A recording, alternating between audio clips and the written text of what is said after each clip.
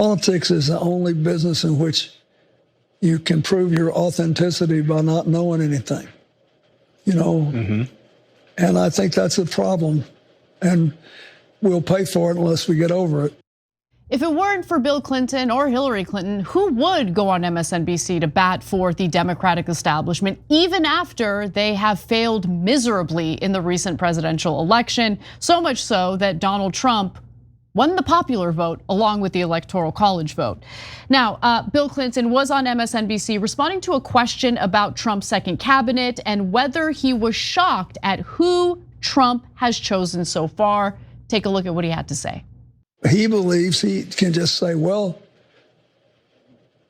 I appointed these people, they're smart, and they're going to shake things up. But I think that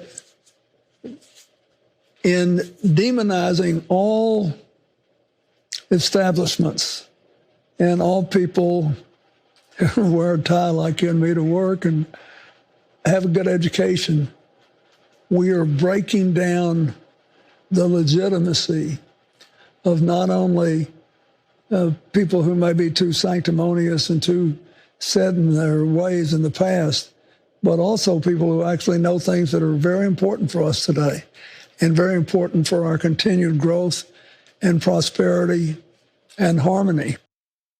What I think pro-establishment people like Bill Clinton seem to miss is that there is a difference between someone just being unqualified and someone who might be qualified but is just anti-establishment because they are able to see through a sober perspective that the establishment politics, especially on the Democratic side, has led to basically an exodus of Democratic voters, people who traditionally supported the Democrats but felt increasingly that the Democratic establishment wasn't serving their best interests and were instead going along with pro-corporate policies that were making their lives worse, while also serving up identity politics, which also tends to make their lives worse in some ways. Now, in regard to where the hearts and minds of American voters are, I mean, we just went through the presidential election. I think that gave us a huge clue as to where hearts and minds are at. But more Americans are in fact rejecting traditional establishment political figures because they don't trust them to actually represent their best interests. So this is according to Pew Research. I want to give you some data before we go to Cenk. Just 4% of US adults say the political system is working extremely or very well. Another 23% say it is working somewhat well. About 6 in 10, 63% express not too much or no confidence at all in the future of the US political system. And in a 2022 Pew Research Center survey, majority said the federal government unfairly benefits some people over others, doesn't respond to the needs of ordinary Americans, and isn't adequately careful with taxpayer money. That was in 2022 during Biden's administration. So I just think people like Bill Clinton are living in la-la land because the status quo worked out real well for him and his friends. But for the majority of American voters, clearly that has not been the case. And if Democrats keep taking advice from the likes of Bill Clinton or Hillary Clinton, they're in a world of trouble, because they're already bleeding support, and going in the same direction isn't gonna help. Yeah, there's two different topics that are being conflated here, so let me break them both down. So first, on the education point that Bill Clinton is making, there is the issue whether you're qualified and whether being qualified is a good thing or a bad thing. And then there's the issue of your perspective, and that's the one they never address. So is it true that having an education is better than not having an education? Generally speaking, yes, right? An education saved my family's life. My dad was a very poor farmer. He was able to get a free college education in Turkey back in the 1960s, wound up becoming a mechanical engineer, and it led to us eventually living the American dream. So you're not going to get someone more pro-education than me, and I believe that people should be qualified for their positions. Now, having said that, that doesn't mean that you're the best pick. Why? Because what is your perspective? What is your bias? Have you ever even thought about it? Because you have all these people that are among the elites, the establishment, and they do policies that favor their group, which is the elites and the establishment. And they don't even oftentimes know that they're doing that. It's a groupthink where everyone in that group, everyone in that tribe agrees. They're like, get tax cuts for the rich, that stimulates the economy, right? And they go around the room and everyone is rich and they go, yeah, I love the tax cuts for the rich, love the tax cuts for the rich, love the tax cuts for the rich. Well, let's go do that because that's what educated, qualified people would do. No, brothers and sisters, that's what educated, qualified people that want to help the rich would do. So can you prove that your policies actually help the average man? No, and you don't even bother. People aren't mad at you if you're in the establishment because you got a good education. They're mad at you because of the laws that you pass, using that education for your benefit rather than all of our benefit. So don't come at me with education. I went to the same schools you did, okay? And education, and actually, to be fair to Bill Clinton, saved his life too. Like, I get the value of it.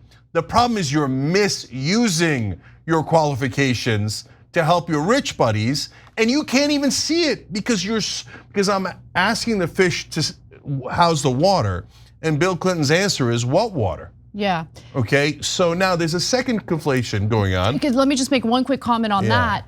Look, I totally agree that like people who are qualified should serve in these important positions and all of that. But I think another problem with the Democrats is how elitist they sound, right? Like, we're the smartest, we're the educated ones, everyone else doesn't know what they're talking about, everyone else isn't as qualified as we are. And just stop with that already. Like, they don't understand, I don't think they realize they're doing it, but they're doing it and it's not coming across well. Well, look, I'll give you a quick personal example of my life. Like, I'll go on NPR or something, actually it's only happened once to my knowledge or to my recollection.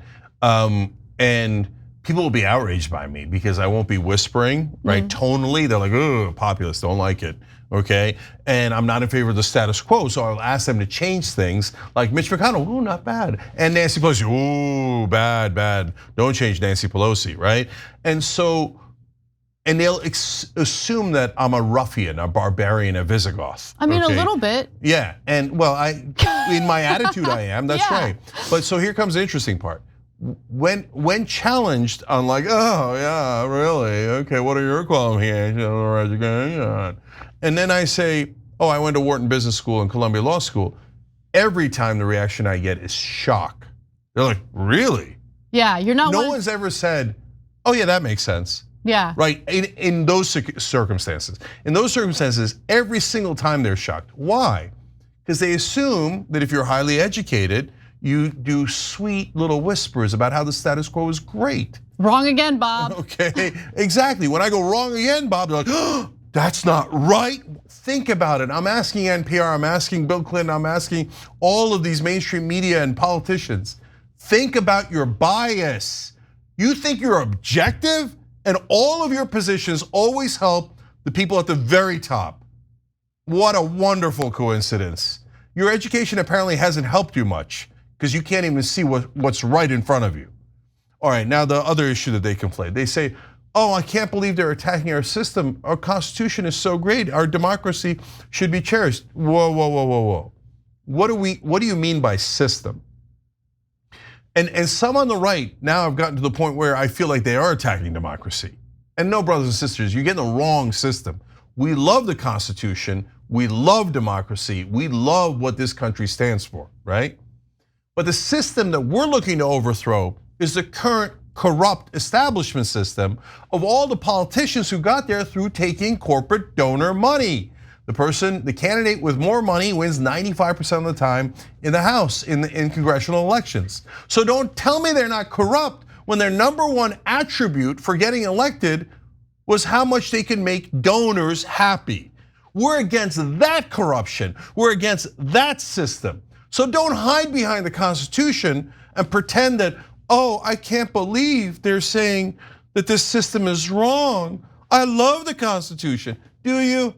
Because the Constitution doesn't say anything about speech being money or money being speech or how donors should be able to bribe you in unlimited ways. An activist Supreme Court made that crap up. And by the way, if you're a Democrat, you pretended to be against it as you sucked in billions of dollars of corporate money and did exactly as they ordered you to, including, yes, you, President Clinton, What did you do at the end of your term? You deregulated nearly every industry so they could set up monopolies, so they could charge us higher prices and totally screw us over. And you did that with your brilliant education. Preach, absolutely, exactly.